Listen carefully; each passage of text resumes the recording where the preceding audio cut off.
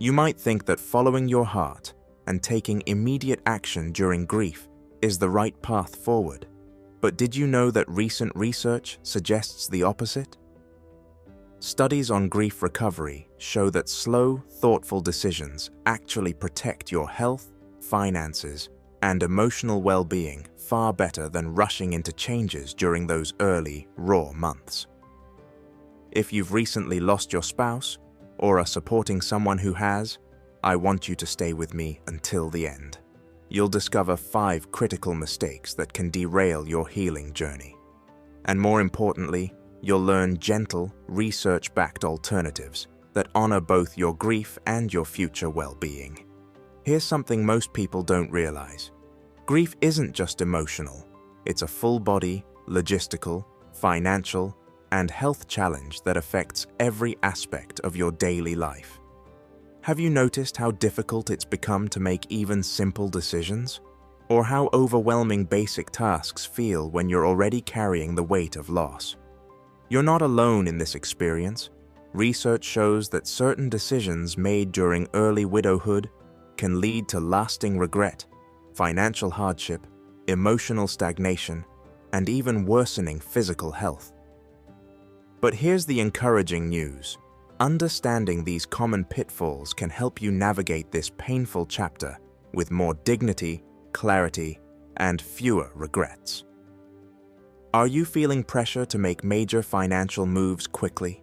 Have well-meaning friends or family members suggested you sell your home, give away money, or make other big financial changes to help you move on? Studies show that the stress hormone cortisol, which floods your system during grief, actually impairs your decision-making abilities for months after a significant loss. Experts recommend what's called the 1-year rule, avoiding major financial decisions for at least 12 months after losing a spouse. This doesn't mean you're being weak or indecisive. Your brain is literally processing trauma, and the areas responsible for complex reasoning are temporarily compromised. Have you noticed that even choosing what to eat for dinner feels overwhelming some days? That's your nervous system telling you it needs time to heal. Instead of rushing into major financial changes, could you try this gentler approach? Consult with a trusted financial advisor who specializes in working with widows and widowers. Set up a simple budget for your immediate needs. And remember, waiting 12 months before selling property or making large gifts isn't procrastination. It's protection. Do you find yourself avoiding phone calls, declining invitations, or isolating yourself from friends and family? It's completely natural to want to retreat when you're grieving, but here's what the research tells us. Social isolation during grief is linked to higher blood pressure, weakened immunity, and even shorter life expectancy. Have you noticed how quiet your house feels now? Or how difficult it is to motivate yourself to answer the door when neighbors stop by? Your instinct to withdraw makes perfect sense. Social interactions can feel exhausting when you're already emotionally depleted. But here's the gentle truth.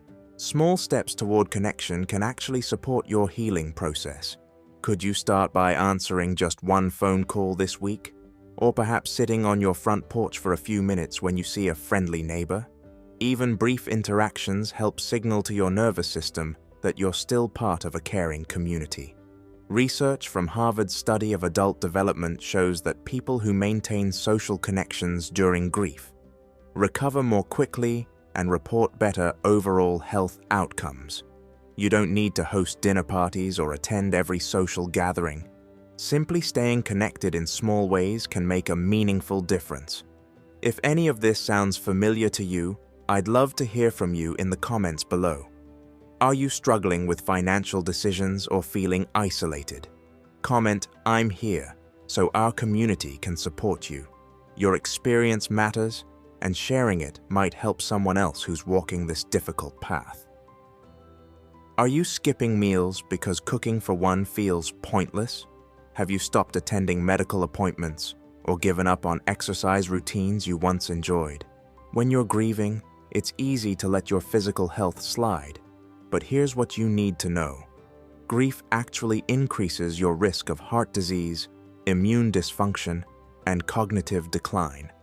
This isn't about adding more pressure to your already heavy load.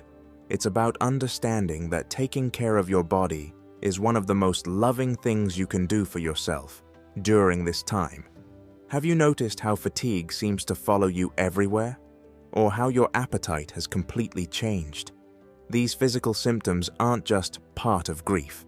They're your body's way of telling you it needs extra care and attention. Studies show that widows and widowers who maintain basic health routines recover more quickly and experience fewer complications during their grief journey. Could you start with just one small step? Perhaps setting a gentle reminder to eat something nutritious at regular intervals, or scheduling that medical checkup you've been putting off?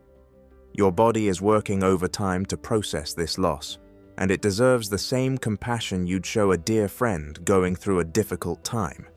Have you found yourself surprised by unexpected romantic feelings or attention from others?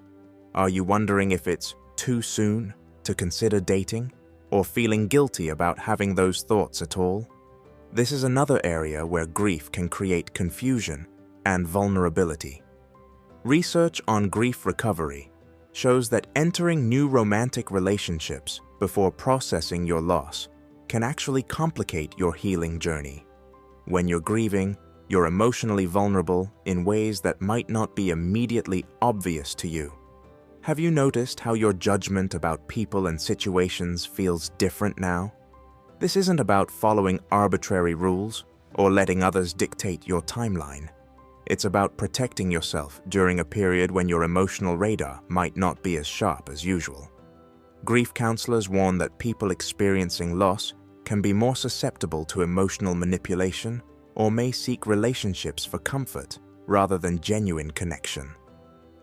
Before considering a new relationship, could you take time to reflect on your readiness? Are you seeking companionship to fill the void? Or are you genuinely excited about getting to know someone new? The difference matters, and only you can determine what feels right for your unique situation. Are you finding it impossible to move or change anything in your home? Do you feel like touching your spouse's belongings would somehow dishonor their memory? While it's completely natural to want to preserve their presence, research shows that keeping everything exactly as it was can actually prolong your grief and prevent healthy processing. This doesn't mean you need to pack everything away immediately or make dramatic changes, but holding on to every single item and keeping spaces exactly as they were can create what grief counselors call emotional paralysis, where every room becomes a trigger that keeps you stuck in the acute phase of loss. Have you noticed how certain areas of your home feel frozen in time? Or how you avoid certain rooms altogether because they're too painful? These environmental triggers can actually interfere with your brain's natural healing process. Instead of keeping everything untouched, could you try this gentler approach?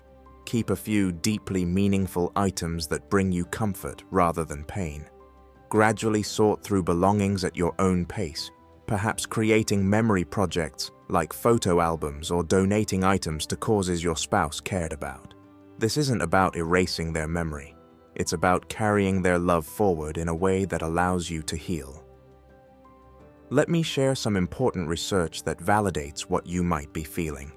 Studies from the American Heart Association show that the stress of losing a spouse actually increases your risk of heart attack by 21 times in the first day and remains elevated for weeks. Your body is literally under siege during grief.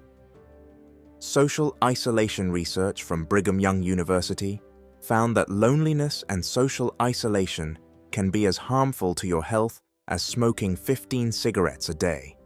But here's the hopeful part. Even small amounts of social connection can dramatically improve your physical and emotional resilience. The 1-year rule I mentioned earlier isn't arbitrary. It's based on neuroscience research showing that major life changes during acute grief can actually rewire your brain in ways that make recovery more difficult. Your neural pathways are already working overtime to process loss. Adding major stressors can overwhelm your system's ability to heal. Now that you understand what to avoid, let me share some research-backed alternatives that can support your healing journey. For financial decisions, could you create a simple pause and consult rule?